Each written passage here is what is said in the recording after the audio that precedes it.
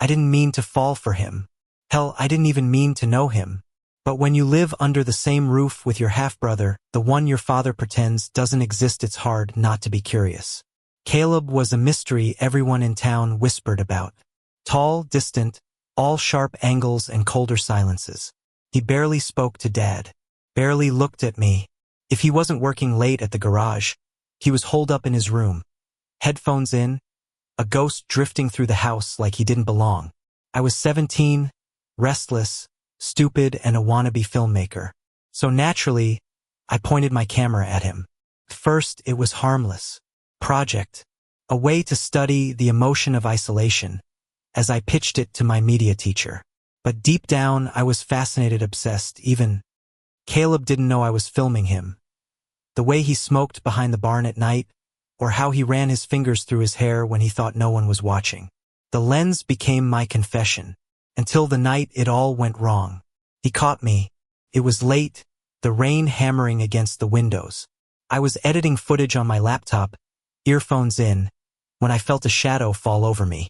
Are you serious right now? Caleb's voice was low, dangerous. I froze. The reflection of his face in the screen looked like something out of a thriller, furious, betrayed, and heartbreakingly sad. It was just for school, I stammered, my voice trembling. It's not what you think. But it was exactly what he thought. He snatched the camera, scrolling through the clips, his private moments, his quiet grief, the way he sat alone on the porch after Dad yelled at him for being a mistake. Caleb's jaw tightened with every second. When he looked at me again, something in his eyes broke. You think I'm some kind of charity case? A character for your art project? His voice cracked on the last word, and before I could say anything, he stormed out into the rain. That night, I learned two things. Guilt weighs more when it's drenched, and love hurts most when it's silent. The following days were unbearable. Caleb stopped talking altogether. The tension in the house could have been cut with a kitchen knife. Dad didn't notice or pretended not to. I tried to delete the footage, every file, every frame, but I couldn't bring myself to. There was something real in those moments, a version of him I wanted to understand, maybe even protect. Then one night, the storm came back. Thunder rolled across the sky like something ancient waking up. Power flickered. I heard the screen door slam. Caleb was outside again. I found him standing in the yard, drenched, staring at the sky like he wanted the rain to wash him away. Caleb! I called out, but he didn't turn. I ran to him, my sneakers sinking into the mud, my heart racing faster than the storm. When I reached him, I grabbed his arm. I'm sorry, I said, barely breathing. I was stupid. You have every right to hate me. But please, he turned then, water dripping down his face, eyes burning through me. Why? He asked softly. Why me? It wasn't anger anymore, it was confusion, pain, vulnerability. I swallowed hard, my voice trembling. Because you're the only real thing in this house. The rain fell harder. His shoulders shook, maybe from the cold, maybe from something else. For a long moment, neither of us moved. Then he laughed, bitter and tired. You're insane, he whispered. Probably, I said, trying to smile. But I'm sorry, and I'll prove it, however long it takes. He looked at me, really looked at me, and for the first time, I saw something in his expression soften. Maybe forgiveness. Maybe love trying to find a way through the cracks. That night, after the storm died, he let me in. We sat in his room, the glow of a single desk lamp between us. I thought he'd yell or tell me to leave. But instead, he asked quietly, Can I see? I hesitated, then handed him the hard drive. He watched in silence, the clips of him laughing at the dog, fixing the car, sitting on the roof at sunset. My camera had seen things I never told him. The gentleness behind his walls. When the last video ended, he didn't look at me, just whispered, You saw me better than anyone ever did, and somehow that hurt more than anything else. For days after that night, something changed, not all at once, but like the first light creeping into a room that's been dark for too long. Caleb didn't avoid me anymore. He didn't talk much either, but the silence between us wasn't hostile now. It was fragile, waiting. Sometimes, I'd find him standing by the window, smoke curling around his fingers, lost in thought. Sometimes he'd catch me looking, and I'd pretend I wasn't. Sometimes he'd let me. One morning, Dad left for a business trip, and suddenly the house felt bigger, emptier, but freer too. It was just us. Two strangers who'd spent years walking past each other in the same halls, finally beginning to share the same air. "Do you ever regret it?" I asked him one evening. He glanced at me from the couch. "Regret what?" "Being here, being part of this family." He gave a low, humorless laugh. "What family?" Then, after a pause, "You're the only one who's ever treated me like I was part of it." The words hit harder than I expected. I looked at him, at the faint scar above his eyebrow, at the way his fingers drummed against his knee when he was nervous. He wasn't cold. He was just protecting what was left of himself.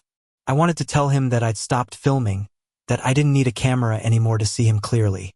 But then he said something that froze me in place. "You still have the videos, right?" I blinked. "Yeah." "Why?" He shrugged, eyes fixed on the flickering TV light. "They're not all bad. Some of them, they remind me that I was still alive." There was a long silence. Then he added quietly, "You saw me when no one else did." My throat tightened. "Caleb, don't," he said softly. "Not yet." It was late that night when I heard his door open. The rain had started again, soft, steady, the kind that makes everything outside glow silver. He stepped into my room without knocking. He was barefoot, wearing a plain gray shirt, hair messy and damp from the shower. "I couldn't sleep," he said. "Neither could I." He sat down beside me on the bed, close enough that I could feel the heat from his skin. For a long time, we didn't talk. The rain did all the talking for us, tapping against the window, gentle, persistent. Then he said, almost in a whisper, "You know, I hated you at first." I let out a shaky laugh. "That makes sense.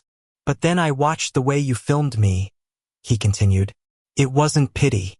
It was something else. Like you were trying to hold on to something I'd already lost." I turned to him. His eyes were darker in the dim light, softer somehow. "I didn't know how to reach you," I admitted. "I thought maybe if I could capture you even just a little I could understand why you kept everyone away." He smiled faintly. "And did you?" "I think so," I said. "You were never cold, Caleb. Just hurt." He looked down at his hands, then at me. The space between us dissolved like the air was waiting for this moment all along. "Do you ever wonder," he said quietly, "if people like us are just destined to find each other the wrong way?" My heart skipped.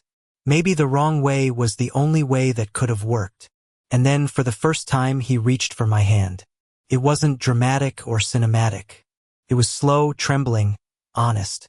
His fingers brushed mine like a confession he was too afraid to say out loud. I didn't move. I just let him. The rain grew heavier outside, and when lightning flashed, I saw it, the faintest smile on his lips, shy and uncertain. We didn't kiss that night. We didn't need to.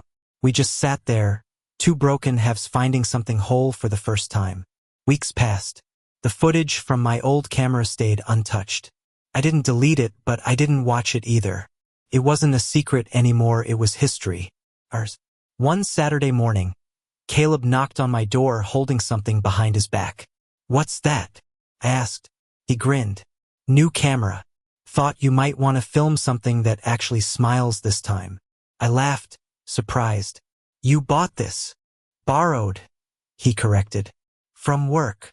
He set it down on the desk, then looked at me with that same unreadable expression, the one I used to chase through a lens. "Let's make a new project," he said. "No lies this time." "What's it about?" He hesitated, then answered, "Second chances." That evening, we drove out to the edge of town, where the wheat fields stretched forever and the sun melted into gold. He set up the tripod and I pressed record. We didn't talk much. We didn't have to. The camera captured what words couldn't: the soft laughter, the glances, the unspoken promise that we were finally okay. As the light faded, he turned toward me, hair catching the last of the sunset. You still think I'm cold? He asked. I smiled. Only when you're pretending. He looked at me, really looked, then stepped closer, slow, deliberate. And there, under the open sky, he kissed me. It wasn't perfect. It wasn't practiced. It was real, hesitant at first, then certain, like every storm we'd survived had led us right here. When he pulled away, he whispered against my lips, "Guess we finally got the ending you wanted, filmmaker." I laughed softly. "No," I said, brushing a raindrop from his cheek as the sky began to drizzle again. "This isn't the ending." He tilted his head, smiling. "Then what is it?" "The beginning." And as the rain fell soft, forgiving, endless, we stood there, two boys who had once been strangers, finally learning how to be seen. Thank you for listening. Don't forget to like and subscribe to stay updated with the latest videos.